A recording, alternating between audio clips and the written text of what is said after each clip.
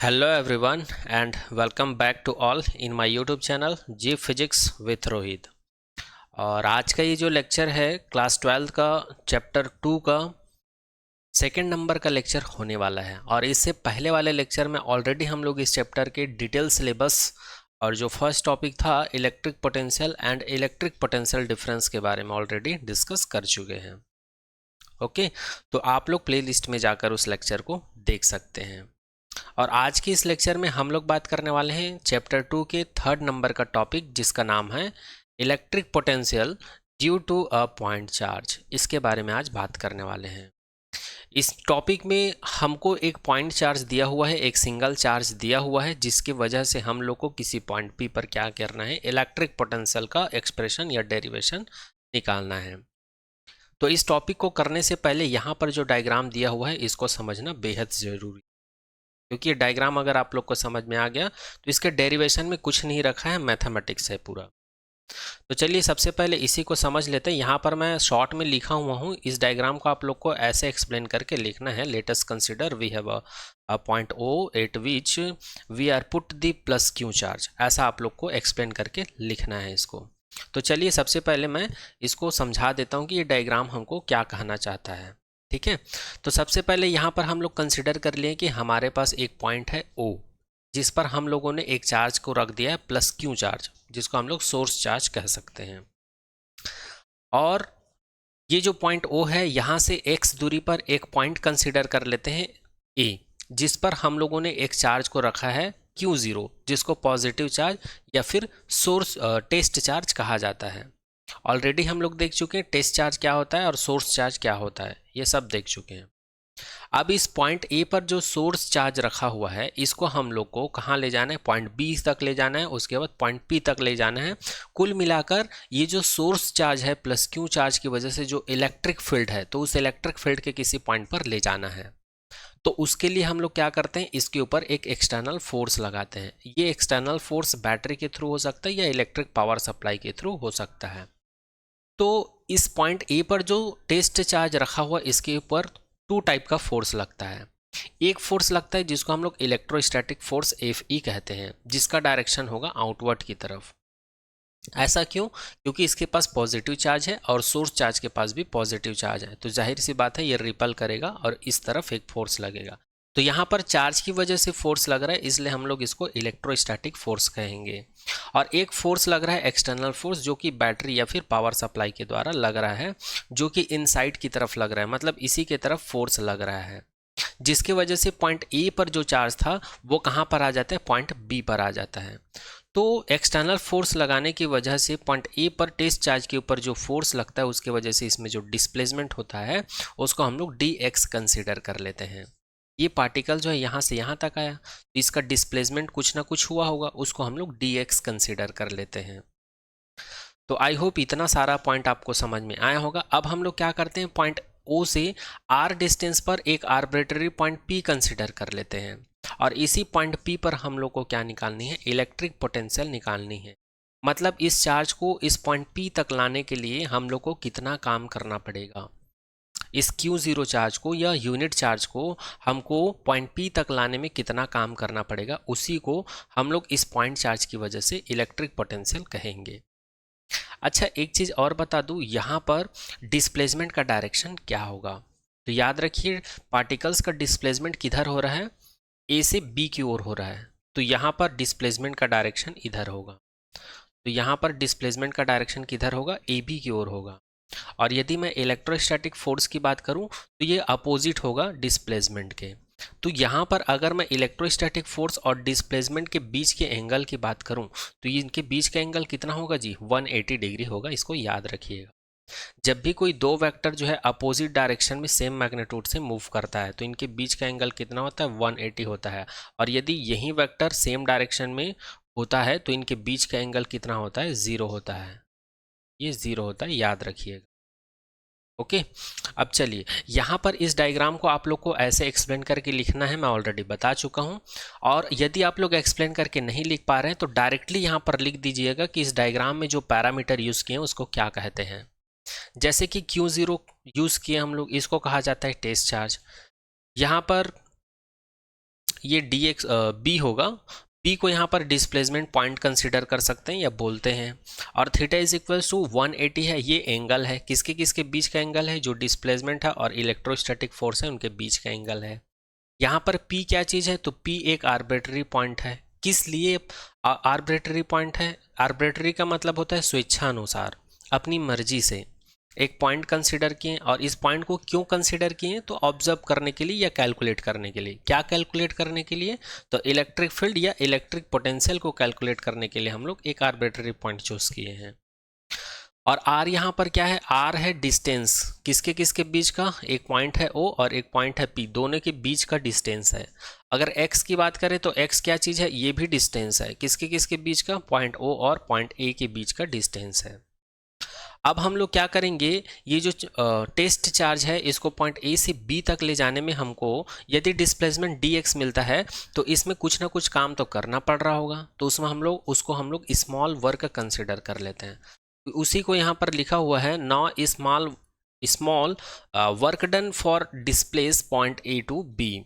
ये जो चार्ज है इसको A से B तक डिस्प्लेस करने में जो स्मॉल वर्क डन है वो कितना होगा, तो वर्क डन का डेफिनेशन ऑलरेडी हम लोग को पता है, 11th क्लास में पढ़ चुके हैं। dw is equals to vector f dot vector dx होगा। और यदि इस वेक्टर फॉर्म को अगर मैं स्केलर टर्म्स में लिखूं तो ये क्या हो जाएगा, f dx cos थीटा हो जाएगा। अब ये कैसे हुआ, तो ये आप लोग को पता होगा, जैसे कि आप लोगों ने वेक्टर में पढ़ा होगा, वेक्टर ए वेक्टर बी को हम लोग क्या लिखते हैं, ए बी कॉस थीटा लिखते हैं, तो उसी कॉन्सेप्ट को यहाँ पर लगाया हुआ है।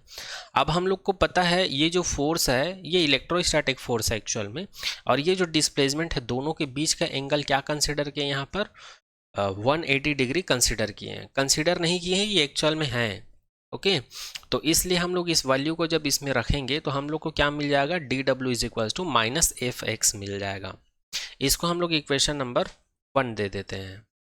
अब आगे क्या करेंगे, अब हम लोग now total work done for point A to P। अब हम लोग क्या करेंगे, ये जो पॉइंट A पर जो Q चार्ज है उसको हम लोग को पॉइंट P पर लाना है, तो P पर लाने के लिए टोटल हम लोग को कितना काम करना पड़ेगा, तो हम लोग क्या करते हैं, इक्वेशन नंबर 1 को इनफाइनाइट से लेकर R तक हम लोग क्या कर देते हैं, इंटीग्रेट कर देते हैं।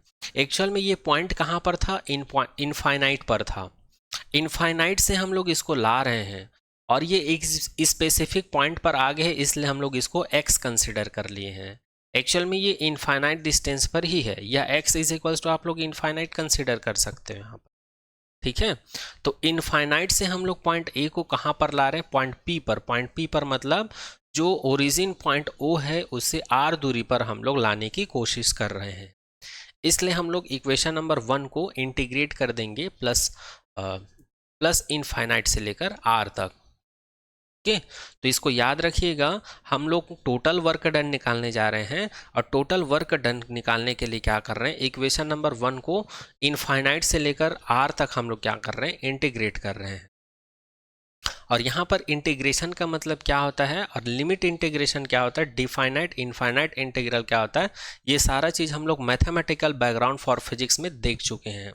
अगर किसी को इंटीग्रेशन नहीं आता है तो आप लोग प्लेलिस्ट में जाकर मैथमेटिकल बैकग्राउंड फॉर फिजिक्स का लेक्चर सीरीज डला हुआ है, कंप्लीट मैथमेटिक्स फॉर फिजिक्स का डला हुआ है, उसको आप लोग जाकर देख सकते हैं।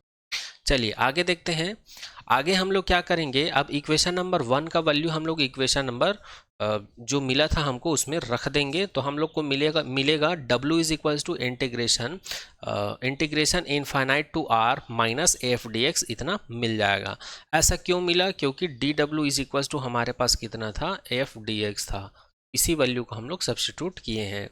अब हम लोग को ये पता है इलेक्ट्रोस्टैटिक फोर्स क्या होता है, F इज इक्वल्स टू के क्यू अपॉन एक्स स्क्वायर, मतलब दो चार्ज के बीच की डिस्टेंस का स्क्वायर, ये ऑलरेडी हम लोग को पता है, तो इस वैल्यू को हम लोग यहाँ पर रख देंगे, तो हम लोग को मिल जाएगा w is equals to infinite to r minus 1 upon 4 pi epsilon 0 Q 0 upon X square dx हो जाएगा। ओके, अब हम लोग क्या करेंगे, यहाँ पर जितना कांस्टेंट वैल्यू है उन सबको बाहर निकाल लेंगे और जो वेरिएबल है उसको अंदर में ही रखेंगे, तो यहाँ पर हो जाएगा w is equals to minus Q 0 upon 4 pi epsilon 0, तो अंदर क्या बचेगा हमारे पास, एक्स स्क्वायर बस बचेगा, और एक्स स्क्वायर को ऊपर ले जाएंगे तो क्या हो जाएगा, एक्स की पावर में -2 हो जाएगा। चलो यहाँ पर लिख देता हूँ, इसको मैं शॉर्ट में कर दूँ, एक टर्म और बढ़ा देता हूँ यहाँ पर इसको मैं क्या लिख सकता हूँ जी, -Q0 upon 4πε0 integration infinite to r, यहाँ पर बचेगा 1/x² dx। तो यहाँ पर अगर मैं इसका इंटीग्रेशन करूँ तो ये क्या हो जाएगा, ऊपर चला जाएगा, तो ऊपर चला जाएगा तो क्या हो जाएगा, x की पावर में -2 हो जाएगा, और x की पावर में -2 का x के रिस्पेक्ट में अगर हम लोग इंटीग्रेशन करें तो हमको क्या मिलेगा, x की पावर में -2 + 1 अपॉन -2 + 1 मिलेगा, और लिमिट को हम लोग लगा देते हैं।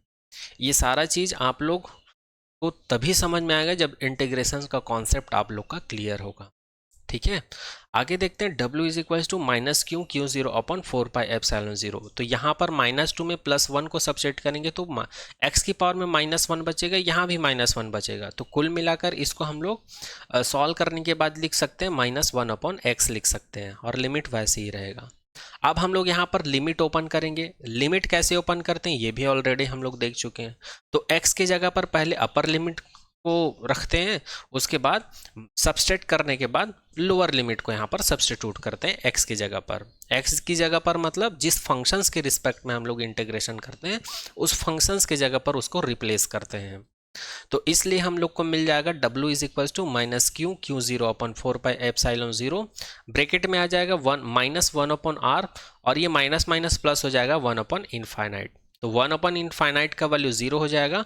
तो फाइनली हम लोग को जो W का वैल्यू मिलेगा वो मिलेगा W इज इक्वल टू 1/4πε0, और ये मिलेगा Q0/r, इतना मिल जाएगा। अब चूंकि हमको इलेक्ट्रिक पोटेंशियल का डेफिनेशन पता है क्या होता है, V is equal to W/Q0 होता है, ये भी हम लोग को पता है। तो यहाँ पर W का वैल्यू हम लोग रख देंगे यहाँ से। इसको आप लोग इक्वेशन नंबर A कंसिडर कर सकते हो।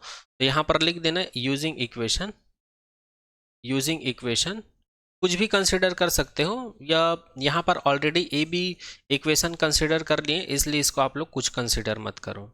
यहाँ पर डायरेक्ट समझ जाना आप लोग, W के वैल्यू को यहाँ पर सब्सटीट्यूट किए हैं। तो ये हो जाएगा V is equal to 1/4πε0 Q0/Q0r, ये वाला Q0 यहाँ पर आया है। ठीक है, तो यहाँ पर Q0 कैंसिल आउट हो जाएगा, और जो बचेगा वो कितना बचेगा, V is equal to 1/4πε0 Q/r। इसको दे देते हैं इक्वेशन नंबर 2 अब हम लोग को ऑलरेडी पता है, we know that electric field का फॉर्मूला पता है, हम लोग देख चुके हैं already. E is equal to 1/4πε0 Q/r², ऐसा होता है। तो इसको हम लोग क्या लिख सकते हैं, ये तो कांस्टेंट है, यहाँ पर चार्ज भी कांस्टेंट होता है। ठीक है, तो E प्रोपोर्शनल टू हम लोग इसको क्या लिख सकते हैं, ER² लिख सकते हैं। तो इसको हम लोग दे देते हैं इक्वेशन नंबर A।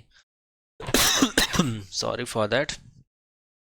और इक्वेशन नंबर 2 से हम लोग इसको क्या लिख सकते हैं, V प्रोपोर्शनल 1/r, इसको हम लोग इक्वेशन नंबर B दे देते हैं।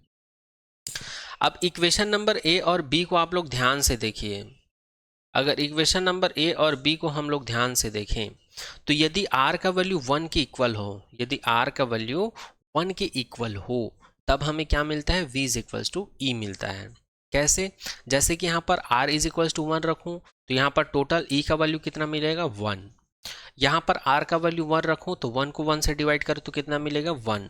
तो यहाँ पर E का वैल्यू भी 1 मिल रहा है और V का भी वैल्यू 1 मिल रहा है। तो इस प्रकार R इज इक्वल टू 1 के लिए इलेक्ट्रिक पोटेंशियल और इलेक्ट्रिक फील्ड का वैल्यू क्या होगा, इक्वल होगा। याद रखिएगा, इसको कॉन्सेप्चुअल MCQ में पूछ सकते हैं। ठीक है, कि इलेक्ट्रिक फील्ड और इलेक्ट्रिक पोटेंशियल में क्या रिलेशन होता है, ये दोनों इक्वल कब होते हैं, ऐसा पूछ सकते हैं आपको। चलिए सेकंड केस की बात करते हैं। जब R का वैल्यू 1 से बड़ा हो तब V का वैल्यू क्या होता है, बड़ा होता है E से। मतलब जब R का वैल्यू दो चार्ज के बीच का जो डिस्टेंस है अगर 1 से ज़्यादा है तो उस सिचुएशंस में उन दोनों के बीच जो इलेक्ट्रिक पोटेंशियल है वो ज़्यादा होता है इलेक्ट्रिक फील्ड के कंपैरिजन में। कैसे, उसको थोड़ा सा देख लेते हैं। जैसे कि यहाँ पर R का वैल्यू 1 से बड़ा है, बोलने का मतलब क्या है, R का वैल्यू 1.5 हो सकता है, 2 हो सकता है, 3 हो सकता है, मतलब 1 से कितनों भी बड़ा हो सकता है। हम लोग कंसिडर कर लेते हैं यहाँ पर r का वैल्यू 2 है, तो r का वैल्यू 2 रखेंगे तो v का वैल्यू हमको क्या मिलेगा, v का वैल्यू मिलेगा 1/2, या इसी को हम लोग लिख सकते हैं 0.5। ठीक है, उसी प्रकार e प्रोपोर्शनल 1/r² होता है। r का वैल्यू अगर हम लोग 2 सब्स्टिट्यूट कर दे तो e का वैल्यू हमको क्या मिलेगा 1/4, या इसी को लिख सकते हैं 0.2। अब दोनों को आप कंपेयर करोगे तो दोनों में बड़ा कौन है, v और e में बड़ा कौन है, तो यहाँ पर v का वैल्यू बड़ा है। यहाँ पर 0.5 और 0.2 में बड़ा कौन है जी, 0.5 बड़ा है, तो इसलिए हम लोग लिख सकते हैं v ग्रेटर देन e। इसीलिए मैंने कहा कि जब r जो है ग्रेटर देन होता है 1 से, तो उस सिचुएशंस में इलेक्ट्रिक पोटेंशियल ग्रेटर देन होता है comparison to the electric field. तो इसको याद रखिएगा। यहाँ पर इसको मैं इक्वेशन नंबर 3 दे दिया हूँ और यहाँ पर इसको मैं इक्वेशन नंबर 4 दे दिया हूँ। इसी प्रकार यदि r का वैल्यू 1 से छोटा होगा, यदि r का वैल्यू 1 से छोटा होगा, तब उस सिचुएशंस में याद रखिएगा, उस सिचुएशन में इलेक्ट्रिक पोटेंशियल का वैल्यू लेस देन होता है comparison to the electric field. अब r का वैल्यू 1 से छोटा बोलने का मतलब क्या है, जैसे 0.1 हो गया, 0.2 हो गया, 0.5 हो गया, ये सभी क्या है 1 से छोटा है। तो इसमें से किसी भी एक वैल्यू को ले लेते हैं, जैसे कि मैं r = 0.5 कंसिडर कर लिया हूँ, मतलब दो चार्ज के बीच का डिस्टेंस कितना है 0.5 मीटर या सेंटीमीटर, कुछ भी कंसिडर कर आप लोग, है ना। तो यहाँ पर v प्रोपोर्शनल टू 1/r है। यदि r की जगह पर 0.5 रख दूं तो 1/0.5 को क्या लिख सकता हूँ मैं, 2 लिख सकता हूँ। कैसे कैसे लिख सकता हूँ, क्योंकि 1/0.5 है तो इसको मैं लिख सकता हूँ 10/5। क्या लिख सकता हूँ 10/5। तो ये 1 टाइम में गया, ये 2 टाइम में, तो इस प्रकार से v का वैल्यू क्या आ गया 2 आ गया। इसी प्रकार अगर मैं e प्रोपोर्शनल 1/r² में r = 0.5 रखूं तो मुझे e = कितना मिल जाता है 4। अब v के वैल्यू और e के वैल्यू में अगर कंपैरिजन करें तो यहाँ पर e का वैल्यू बड़ा है v से, इसलिए कहा जाता है कि r का वैल्यू यदि 1 से छोटा होता है तो उस सिचुएशंस में इलेक्ट्रिक पोटेंशियल का वैल्यू क्या होता है, लेस देन होता है comparison to the electric field. अब यहाँ इसको हम लोग दे देते हैं इक्वेशन नंबर 5। अब इक्वेशन नंबर 3 में हमको मिला था v = e, इक्वेशन नंबर 4 में मिला था v greater than e, equation number 5 में हमको मिला है v लेस देन e। अब इन इक्वेशन नंबर 3, 4, 5 से हम लोग r और e और v के बीच रिलेशन देख सकते हैं। वो रिलेशन कुछ इस प्रकार से रहेगा। x एक्सिस में हम लोग कंसिडर कर लेते हैं r का वैल्यू और y एक्सिस में हम लोग कंसिडर कर लेते हैं e और v का वैल्यू। और यहाँ पर x एक्सिस में r के वैल्यू में जो स्केल बना हुआ है वो बना हुआ है 0, 0.5, 1, 1.5। मतलब x एक्सिस में आपका जो स्केल है वो स्केल है 1 सेंटीमीटर = 0.5। इसको सेंटीमीटर कंसिडर कर सकते हो या मीटर कंसिडर कर सकते हो। और अगर मैं y एक्सिस में e के वैल्यू की बात करूं, ये है 1 सेंटीमीटर = ये भी सेम है। अब यहाँ पर e और v का जो यूनिट होता है उसको हम लोग लिख सकते हैं। जैसे कि e का यूनिट क्या होता है जी, e का वैल्यू होता है, जैसे कि F = QE होता है, तो e का वैल्यू F/Q हो जाएगा, तो ये न्यूटन पर कूलाम हो जाएगा। और v का यूनिट क्या होता है, जूल पर कूलाम, तो ऐसा भी लिख सकते हो। तो ये स्केल हो गया। ये स्केल क्यों आया, क्योंकि यहाँ पर 0, 0.1, 1, 1.5 है, मतलब इन सभी में 0.5 का डिफरेंस है। उसी प्रकार x एक्सिस में भी 0.5 का डिफरेंस है। ये आ गया। और यहाँ पर इस स्केल को देख पा रहे हैं, ये जो ब्लू कलर का लाइन है ये इलेक्ट्रिक पोटेंशियल का कर्व लाइन है, और यहाँ पर जो ब्लैक कलर का लाइन देख रहे हैं ये इलेक्ट्रिक फील्ड का कर्व लाइन है। तो यहाँ पर आप लोग देख पा रहे हैं, यहाँ पर दोनों एक दूसरे को कट कर रहे हैं, तो जहां पर एक दूसरे को कट करते हैं वो क्या होता है, r = 1 पे होता है। इस सिचुएशंस में r और v दोनों का वैल्यू सेम होता है। और तो 1 पॉइंट पर अगर हम लोग देखें तो v का भी वैल्यू क्या है 1 है और e का भी वैल्यू क्या है 1 है। और अगर r का वैल्यू 1 से बड़ा हो, जैसे कि 1.5 हो, तो 1.5 हो तो इस सिचुएशंस में हम लोग को क्या मिलता है, v ग्रेटर देन मिलता है। इसको हम लोग चेक कर सकते हैं। जैसे कि यहाँ पर 1.5 पर अगर मैं e की वैल्यू चेक करूं तो यहाँ पर मुझे मिलेगा लगभग 0.5 मिलेगा, लगभग 0.5 मिलेगा। और अगर यहीं पर मैं इलेक्ट्रिक पोटेंशियल का वैल्यू देखूं तो यहीं पर मुझे 0.5 से ज़्यादा मिलेगा, 0.5 से ज़्यादा मिलेगा। तो इस प्रकार हम लोग बोल सकते हैं आर का वैल्यू यदि 1 से ज़्यादा होगा तो इस सिचुएशंस में वी का वैल्यू ग्रेटर देन होगा ई के वैल्यू के कंपैरिजन में। तो इस चीज़ को याद रखिएगा। चलिए एक और एग्जांपल दे देता हूं, जैसे कि r का वैल्यू 2 हो, तो r का वैल्यू 2 हो तो उस सिचुएशंस में जो इलेक्ट्रिक फील्ड का वैल्यू है वो कितना होगा, ये लगभग होगा 0.4 या 0.3 के आसपास होगा।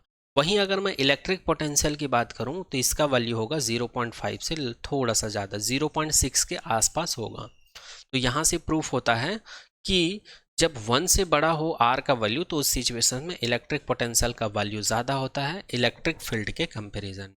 उसी प्रकार अगर मैं r से छोटे वैल्यू की बात करूं, सॉरी 1 से छोटे वैल्यू की बात करूं जैसे कि 0.5, तो 0.5 पर अगर मैं v का वैल्यू देखूं तो मैं कंसिडर कर लेता हूं इस पॉइंट पर v का वैल्यू कितना है, 2 है। और इसी पॉइंट पर अगर मैं e का वैल्यू देखूं तो e का वैल्यू देखूं तो कितना है, लगभग 5 के आसपास होगा, लगभग 5 के आसपास होगा। देखो तो इसीलिए कहा गया है जब r का वैल्यू 1 से छोटा हो तो उस सिचुएशंस में e का वैल्यू बड़ा होता है v के कंपैरिजन में। तो आई होप ये ग्राफ आप लोग को समझ में आया होगा। ये रिलेशन है इलेक्ट्रिक फील्ड या इलेक्ट्रिक पोटेंशियल एंड r के बीच में ये रिलेशन है। तो इस कर्व लाइन को याद रखिएगा, यहां से भी कॉन्सेप्चुअल क्वेश्चन पूछा जा सकता है आप लोग के एग्जाम में। तो यहां पर ये टॉपिक जो है पूरी तरह से कंप्लीट होता है। तो जो चैप्टर 2 का 3rd नंबर का टॉपिक है electric potential due to a point charge, ये टॉपिक यहां पर कंप्लीट होता है। आई होप ये टॉपिक आप सभी को समझ में आया होगा। अगर कुछ भी डाउट रह जाता है इस टॉपिक से रिलेटेड तो आप लोग कमेंट सेक्शन में कमेंट कर दीजिएगा। अब चलिए इस चैप्टर के नेक्स्ट टॉपिक की ओर बढ़ते हैं। 4th नंबर का टॉपिक है, इस चैप्टर का 4th नंबर का टॉपिक है जिसका नाम है electric potential due to dipole, और वो भी डिफरेंट केस में। डाइपोल का मतलब क्या होता है सबसे पहले हम लोग ये जानेंगे। अब हम लोग को क्या निकालना है, इलेक्ट्रिक पोटेंशियल निकालना डाइपोल के लिए। तो सबसे पहले डाइपोल क्या होता है ये हम लोग जानेंगे। उसके बाद इलेक्ट्रिक डाइपोल के डिफरेंट केस में हम लोग को क्या निकालना है, इलेक्ट्रिक पोटेंशियल, जैसे कि एक्सियल पॉइंट के लिए, इक्वेटोरियल पॉइंट के लिए और जनरल पॉइंट के लिए। तो यहाँ पर एक्सियल पॉइंट का मतलब क्या होता है, यहाँ पर एक्सियल पॉइंट का मतलब क्या होता है, इक्वेटोरियल पॉइंट का मतलब क्या होता है और जनरल पॉइंट का मतलब क्या होता है उसको देखेंगे। ओके तो सबसे पहले इस टॉपिक को स्टार्ट करने से पहले डाइपोल क्या होता है इसको देख लेते हैं। ये ऑलरेडी आप लोग को पता है, हम लोग फर्स्ट वाले चैप्टर में देख चुके हैं, फिर भी एक बार रिपीट कर देता हूँ। व्हेन द टू इक्वल, जो कि मैग्नीट्यूड में इक्वल होता है, and opposite in nature, nature में क्या होता है अपोजिट होता है, तो ऐसे दो चार्ज को हम लोग क्या कर देते हैं, बहुत ही स्मॉल डिस्टेंस से सेपरेट कर देते हैं। तो उसी अरेंजमेंट को क्या कहा जाता है, डाइपोल या इलेक्ट्रिक डाइपोल कहा जाता है, जैसे कि इस डायग्राम में दिखाया गया है। मैं कंसिडर कर लेता हूँ मेरे पास एक पॉइंट है ए और दूसरा पॉइंट है बी। पॉइंट ए पर मैं एक चार्ज को रख दिया हूँ माइनस क्यू चार्ज को, और पॉइंट बी पर मैं रख दिया हूँ प्लस क्यू चार्ज को, और दोनों की बहुत ही स्मॉल डिस्टेंस आर डिस्टेंस पर क्या कर दिया हूँ, रख दिया या सेपरेट कर दिया हूँ। तो इसी अरेंजमेंट को क्या कहा जाता है, इलेक्ट्रिक डाइपोल कहा जाता है। और याद रखिएगा यहाँ पर अगर मैं दोनों चार्ज की अगर मैग्नीट्यूड की बात करूं, मैग्नीट्यूड मतलब मॉड की बात करूं, तो ये दोनों क्यू के बराबर होगा। तो इसी को यहाँ पर लिखा गया है मैग्नीट्यूड में इक्वल। और अगर मैं नेचर की बात करूं तो नेचर मतलब एक निगेटिव है और एक पॉजिटिव है, तो इसी को कहा जाता है इलेक्ट्रिक डाइपोल। नेक्स्ट बात करते हैं इलेक्ट्रिक डाइपोल मोमेंट, या इसी को डाइपोल मोमेंट कहा जाता है। ये भी ऑलरेडी देख चुके हैं, जो वेक्टर p है वो चार्ज के मैग्नीट्यूड और दोनों के बीच का जो इफेक्टिव लेंथ होता है उनके क्रॉस प्रोडक्ट के इक्वल होता है, इसी को कहा जाता है इलेक्ट्रिक डाइपोल मोमेंट। अब हम लोग बात करते हैं इलेक्ट्रिक पोटेंशियल डाइपोल के एक्सियल पॉइंट पर। तो यहाँ पर एक्सियल पॉइंट का मतलब क्या होता है इसको भी ऑलरेडी हम लोग देख चुके हैं। तो एक्सियल पॉइंट का बोलने का मतलब ये है जो डाइपोल होता है उसी के एक्सिस पर एक पॉइंट होता है, जो डाइपोल होता है उसी के एक्सिस पर एक आर्बिट्रेरी पॉइंट होता है, उसी पॉइंट को कहा जाता है एक्सियल पॉइंट। जैसे कि हम लोग यहाँ पर कंसिडर कर लेते हैं एक पॉइंट ए है, दूसरा पॉइंट माइनस क्यू है, दूसरा पॉइंट बी है जिस पर प्लस क्यू चार्ज रखा हुआ है, और दोनों चार्ज का सेंटर क्या है, ओ है, जिसको डाइपोल का सेंटर कहा जाता है। और अगर मैं पॉइंट ए से ओ के बीच के डिस्टेंस की बात करूं तो ये ए है, और ओ से बी के डिस्टेंस की बात करूं तो वो ए है। तो इस प्रकार से यहाँ पर इफेक्टिव लेंथ क्या मिल जाता है, 2a मिल जाता है। ठीक है। तो ये जो डाइपोल के एक्सिस है, जो डाइपोल का जो सेंटर है वहां से r डिस्टेंस पर एक पॉइंट कंसिडर कर लेते हैं, एक पॉइंट P जिस पर टेस्ट चार्ज रखा हुआ है Q0। इसी पर हम लोग को क्या निकालना है, इलेक्ट्रिक पोटेंशियल निकालना है। तो यहाँ पर ये जो ग्रीन कलर का लाइन देख पा रहे हैं इसको कहा जाता है डाइपोल एक्सिस, और ये जो पॉइंट P है इसको कहा जाता है एक्सियल पॉइंट। ठीक है। अब इस Q0 पॉइंट पर हम लोग को क्या निकालना है, electric potential. That means here we have to calculate the value of V। तो इसके लिए यहाँ पर डायग्राम में जो जो पैरामीटर यूज किए हैं उसको क्या क्या कहा जाता है इसको आप लोग लिख लीजिएगा। मैं एक बार रिपीट कर देता हूँ। यहाँ पर -Q और प्लस Q चार्ज को कहा जाता है सोर्स चार्ज या पॉइंट चार्ज कहा जाता है। AB एक आर्बिट्रेरी पॉइंट है। R जो है डाइपोल सेंटर से जो आर्बिट्रेरी पॉइंट P है वहाँ तक का डिस्टेंस है। और अगर मैं O की बात करूँ तो इसको कहा जाता है सेंटर ऑफ डाइपोल, और P को कहा जाता है एक्सियल पॉइंट कहा जाता है। ठीक है। और A को कहा जाता है distance between the dipole of centre and A point, या फिर बोल सकते हैं dipole point O and arbitrary point B, दोनों के बीच का डिस्टेंस कहा जाता है A को। और इसी को अगर मैं 2A लिख देता तो 2A को कहा जाता है इफेक्टिव लेंथ, और Q0 की बात करें तो इसको कहा जाता है टेस्ट चार्ज। तो आई होप ये सारा पॉइंट आप लोग को समझ में आ गया होगा। अब आगे हम लोग क्या करते हैं, जो ऊपर फिगर दिया हुआ है इस डायग्राम से हम लोग लिखते हैं इलेक्ट्रिक पोटेंशियल पॉइंट P पर, किसकी वजह से, प्लस Q चार्ज की वजह से। तो प्लस Q चार्ज की वजह से हम लोग को इलेक्ट्रिक पोटेंशियल मिलेगा, ये मिल जाएगा V plus Q is equal to 1/4 pi epsilon 0 plus Q upon R minus A। इसको हम लोग इक्वेशन नंबर A दे देते हैं। इसी प्रकार निगेटिव चार्ज की वजह से जो इलेक्ट्रिक पोटेंशियल मिलेगा वो मिलेगा V minus Q is equal to 1/4 pi epsilon 0 minus Q upon R plus A। इसको दे देते हैं इक्वेशन नंबर 2। ठीक है।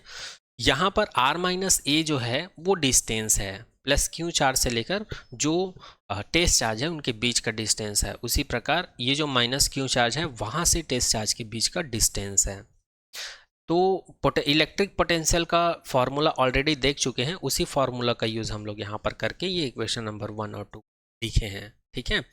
अब यहाँ पर क्या करेंगे, नाउ द रिजल्टेंट और total electric potential due to dipole at point P। अब हम लोग टोटल इलेक्ट्रिक पोटेंशियल लिखेंगे तो वो हमको मिल जाएगा V is equals to V plus Q plus V minus Q। तो यहाँ पर इक्वेशन नंबर 1 एंड 2 का यूज करेंगे तो हम लोग को मिल जाएगा V is equals to Q upon 4 pi epsilon 0 1 upon R minus A plus minus 1 upon R plus A, ये मिल जाएगा। और इसको जब हम लोग सॉल्व करेंगे तो इसका मल्टीप्लाई इधर हो जाएगा तो R प्लस A आ जाएगा, इसका मल्टीप्लाई इधर हो जाएगा तो ये हो जाएगा माइनस R प्लस A। तो यहाँ पर R और R क्या हो जाएगा, कैंसिल आउट हो जाएगा, प्लस माइनस है, और A क्या हो जाएगा, एड हो जाएगा। तो फाइनली हम लोग को मिल जाएगा V is equals to Q upon 4 pi epsilon 0, और ब्रैकेट में हम लोग को मिल जाएगा 2A upon R square minus A square. और यहाँ पर 2A और Q को हम लोग लिख सकते हैं, ये इलेक्ट्रिक डाइपोल मोमेंट होता है। तो इसको हम लोग लिख सकते हैं V is equals to 1/4 pi epsilon 0 Q cross 2A upon R square minus A square. और यहाँ पर इसको हम लोग रिप्लेस कर सकते हैं क्योंकि R का वैल्यू A के कंपैरिजन में बहुत ज़्यादा होता है, तो R को हम लोग नेग्लेक्ट कर सकते हैं, और जब A को नेग्लेक्ट कर सकते हैं क्योंकि R का वैल्यू ज़्यादा होता है। तो जब A को नेग्लेक्ट करेंगे तो यहाँ पर R का स्क्वायर बचेगा, और यहाँ पर Q क्रॉस 2A को हम लोग लिख सकते हैं P, जहाँ पर P क्या है, इलेक्ट्रिक डाइपोल मोमेंट होता है। तो यहाँ पर हम लोग को V is equals to 1/4 pi epsilon 0 P upon R square मिल जाता है, और इसी एक्सप्रेशन को कहा जाता है electric potential due to axial point position on electric dipole. Dipole के एक्सिस पर ही किसी आर्बिट्ररी पॉइंट पर इलेक्ट्रिक पोटेंशियल का एक्सप्रेशन कहा जाता है। तो आई होप ये यहाँ तक आप सभी को समझ में आ गया होगा। अब चलिए सेकेंड केस की बात करते हैं। यदि वहीं आर्बिट्ररी पॉइंट या टेस्ट चार्ज को अगर डाइपोल से परपेंडिकुलर डायरेक्शन में किसी पॉइंट पर रख दें तब हमको इलेक्ट्रिक पोटेंशियल क्या मिलेगा। तो यहाँ पर इक्वेटोरियल पॉइंट बोलने का मतलब क्या है, तो यहाँ पर हम लोग कंसिडर कर लेते हैं ये एक एक्सिस है जिसको हम लोग डाइपोल एक्सिस बोलते हैं, और ये इसके परपेंडिकुलर एक और एक्सिस है जिसको इक्वेटोरियल एक्सिस कहा जाता है, और इस पॉइंट को कहा जाता है इक्वेटोरियल पॉइंट। और यहाँ पर ये जो ग्रीन कलर का लाइन देख रहे हैं इसको बोला जाता है इक्वेटोरियल एक्सिस। इसको क्या कहा जाता है, इक्वेटोरियल एक्सिस कहा जाता है। ठीक है। डाइपोल एक्सिस है, इसको डाइपोल एक्सिस इसलिए कहते हैं क्योंकि ये जो है डाइपोल पर ही बना हुआ एक्सिस है, डाइपोल एक्सिस के पैरेलल ही बना हुआ है, और इसके परपेंडिकुलर जो एक्सिस होता है उसको इक्वेटोरियल एक्सिस कहते हैं। तो हम लोग यहाँ पर डाइपोल में क्या करते हैं, एक पॉइंट कंसिडर करते हैं ए और बी। पॉइंट ए पर हम लोगों ने नेगेटिव चार्ज को रखा है और पॉइंट बी पर हम लोगों ने पॉजिटिव चार्ज को रखा है, और इसकी जो डाइपोल की जो इफेक्टिव लेंथ है उसको 2a कंसिडर किए हैं। अब हम लोग यहाँ पर जो इक्वेटोरियल एक्सिस है उसमें जो डाइपोल का सेंटर पॉइंट होता है O, वहाँ से r डिस्टेंस पर एक आर्बिट्रेरी पॉइंट कंसिडर किए हैं जो कि है P, जिस पर टेस्ट चार्ज Q0 चार्ज रखा हुआ है, और यहाँ पर A और P के बीच के डिस्टेंस को हम लोगों ने क्या निकाला है, √r² प्लस a²। तो यहाँ पर ये कैसे आया, तो यहाँ पर आप लोग देख पा रहे होंगे एक ट्रायंगल है, यहाँ पर एक ट्रायंगल क्या है, OAP, क्या है, OAP। तो इसमें हम लोग को क्या निकालना है, AP का वैल्यू निकालना है। तो AP का वैल्यू कैसे निकलेगा, तो ये निकलेगा पाइथागोरस प्रमेय से या पाइथागोरस थ्योरम से।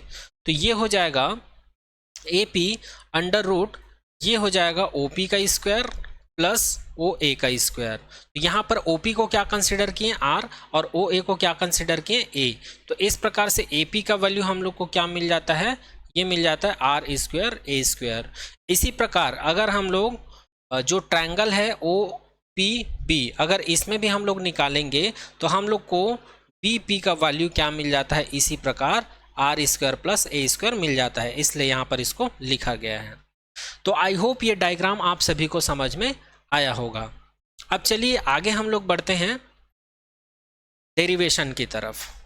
तो यहाँ पर जो पॉजिटिव चार्ज है, जो पॉजिटिव चार्ज रखा हुआ है पॉइंट बी पर, उसकी वजह से पॉइंट पी पर जो इलेक्ट्रिक पोटेंशियल होगा वो इस प्रकार होगा 1/4πε0 प्लस Q/√r² प्लस a²।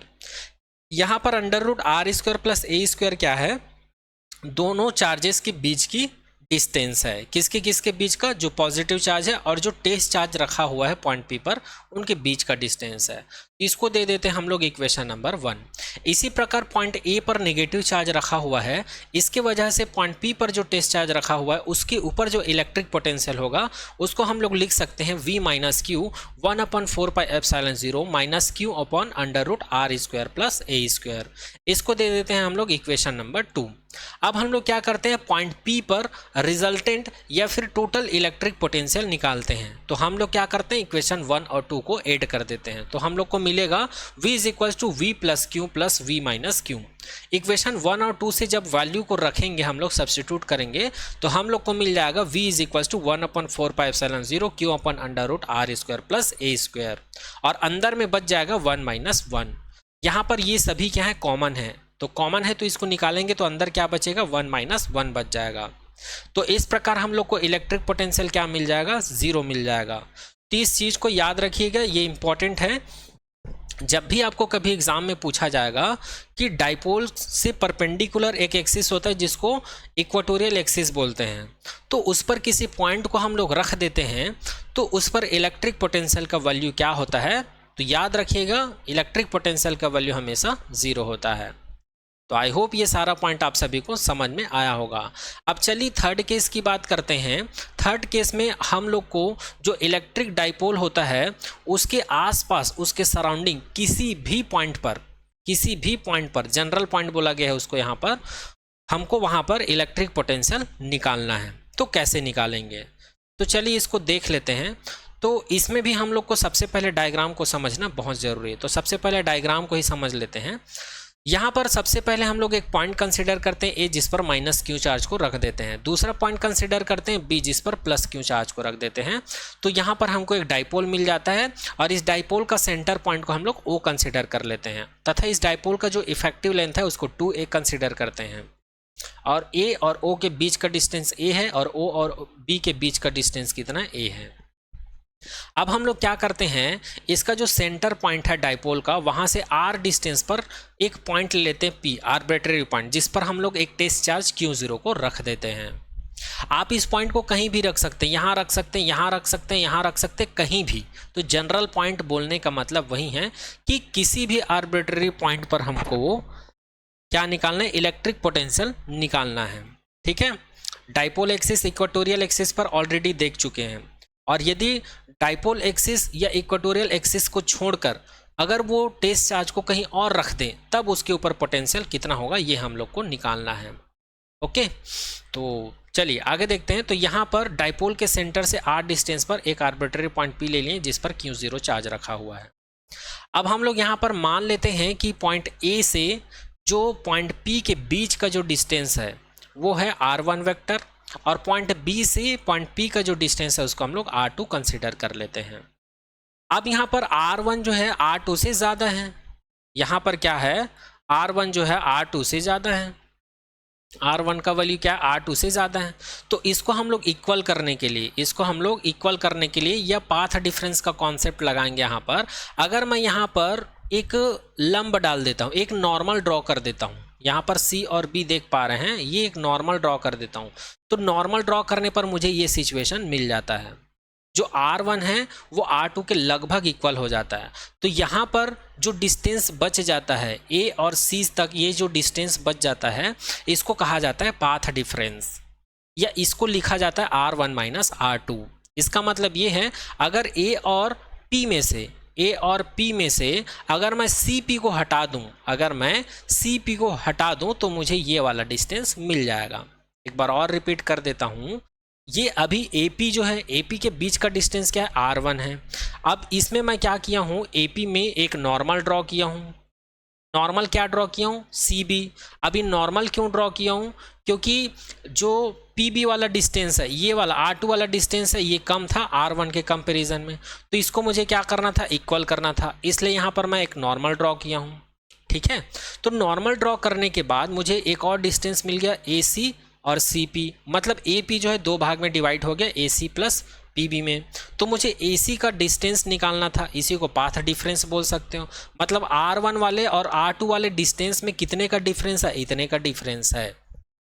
ठीक है, तो यहाँ पर हम लोग AP में क्या करेंगे, CP को हटा देंगे। तो AP को मैं क्या लिख सकता हूँ, R1 लिख सकता हूँ, और CP को भी R1 लिख सकता हूँ, लेकिन इस सिचुएशंस में नॉर्मल डालने के बाद ये जो R2 के इक्वल हो जाता है, R1 जो है R2 के इक्वल हो जाता है, इसलिए मैं इसको क्या लिख सकता हूँ, R1 माइनस R2 लिख सकता हूँ। और यहाँ पर थीटा क्या चीज़ है, एंगल है, किसके बीच, इस वाले एक्सिस के बीच और इस वाले एक्सिस के बीच। तो आई होप ये डायग्राम अब आप लोग को समझ में आया होगा। तो यहाँ पर ये जो ट्रायंगल बना है उसको अलग से मैं यहाँ पर बना देता हूँ। ये पॉइंट C है, ये पॉइंट A है और ये पॉइंट B है। तो AB को हम लोग लिखते हैं 2A, AB को हम लोग लिखते हैं 2A, और जो CA है, C और A, इसको हम लोग लिखते हैं वेक्टर R1 माइनस R2। तो इस ट्रायंगल से हमको क्या मिलता है, इस ट्रायंगल से हमको मिलता है, अगर cos theta is equals to ले तो cos theta is equals to क्या होता है जी, ये होता है बेस अपॉन हाइपोटेनियस। ठीक है, तो बेस क्या है, CA है या AC बोल सकते हो, और हाइपोटेनियस क्या है, AB है ना। तो AC, तो इसको हम लोग लिख सकते हैं, AB को इधर ट्रांसफर कर देते हैं तो ये हो जाएगा AC is equals to AB cos theta. अब यहाँ पर AC का मतलब क्या है, AC का मतलब है vector R1 minus vector R2 is equals to AB। AB का मतलब क्या है, AB का मतलब है 2A, तो ये मिल जाएगा 2A cos थीटा। इसको हम लोग इक्वेशन नंबर A दे देते हैं। अच्छा, इस डायग्राम में कौन सा पैरामीटर, कौन सा नोटेशन, क्या क्या चीज़ है उसको भी एक बार देख लेते हैं। यहाँ पर CB क्या चीज़ है, CB जो है नॉर्मल है। किसके ऊपर ड्रॉ किए हैं, नॉर्मल को हम लोग AP के ऊपर ड्रॉ किए हैं। ठीक है, और माइनस क्यों प्लस क्यों क्या है, ये पॉइंट चार्ज है। AB क्या चीज़ है, ये एक आर्बिट्रेरी पॉइंट है जिस पर माइनस क्यू और प्लस क्यू चार्ज को रखा गया है। R1 R2 R3 क्या है, पोजीशन वेक्टर बोल सकते हो, पोजीशन वेक्टर बोल सकते हो। R1 R2 यहाँ पर क्या है, पाथ डिफरेंस बोल सकते हो, या इसी को हम लोग बोल सकते हैं डिस्प्लेसमेंट वेक्टर बोल सकते हैं। इसी को हम लोग क्या बोल सकते हैं, डिस्प्लेसमेंट वेक्टर बोल सकते हैं। और A को कहा जाता है डाइपोल सेंटर से पॉइंट A और पॉइंट B के बीच का डिस्टेंस कहा जाता है। और 2A को कहा जाता है इफेक्टिव लेंथ, क्या कहा जाता है, इफेक्टिव लेंथ।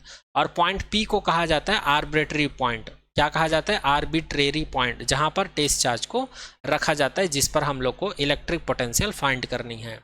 Q0 को कहा जाता है टेस्ट चार्ज और थीटा को कहा जाता है एंगल। तो आई होप ये सारा पॉइंट समझ में आया होगा। अब हम लोग क्या करते हैं, पॉइंट पी पर प्लस क्यू चार्ज की वजह से, प्लस क्यू चार्ज जो कि कहाँ पर रखा हुआ है, पॉइंट बी पर, तो उस चार्ज की वजह से पॉइंट पी पर जो टेस्ट चार्ज रखा हुआ है उसके ऊपर जो पोटेंशियल है वो कितना हो जाएगा, 1/4πε0 plus Q upon R two हो जाएगा। क्यों? क्योंकि जो प्लस चार्ज है और जो क्यू जीरो चार्ज है दोनों के बीच का डिस्टेंस क्या कंसिडर किए, R2 कंसिडर किए हैं। इसको मैं दे देता हूँ इक्वेशन नंबर 1। इसी प्रकार माइनस क्यू चार्ज है, उस चार्ज की वजह से जो टेस्ट चार्ज के ऊपर इलेक्ट्रिक पोटेंशियल है वो कितना होगा, V minus Q is equals to 1/4πε0 minus Q upon R1। इसको मैं दे देता हूँ इक्वेशन नंबर 2। अब मैं क्या कर देता हूँ, इक्वेशन नंबर 1 और 2 को जोड़ देता हूँ या ऐड कर देता हूँ, तो दोनों का मुझे क्या मिल जाएगा, रिजल्टेंट इलेक्ट्रिक पोटेंशियल मिल जाएगा दोनों चार्ज की वजह से पॉइंट पी पर। तो यहाँ पर मैं इक्वेशन नंबर 1 का और 2 का वैल्यू यहाँ पर रख देता हूँ। तो रखने के बाद इन दोनों इक्वेशन को अगर ध्यान से देखें तो इसमें q/4πε0 कॉमन है, तो अंदर में जो बच जाएगा वो बच जाएगा 1/R2 माइनस 1/R1। अब इसको अगर हम लोग सॉल्व करेंगे तो r का मल्टीप्लाई इधर हो जाएगा, R2 का मल्टीप्लाई इधर हो जाएगा, तो मुझे मिल जाएगा R1 minus R2 upon R1 into R2।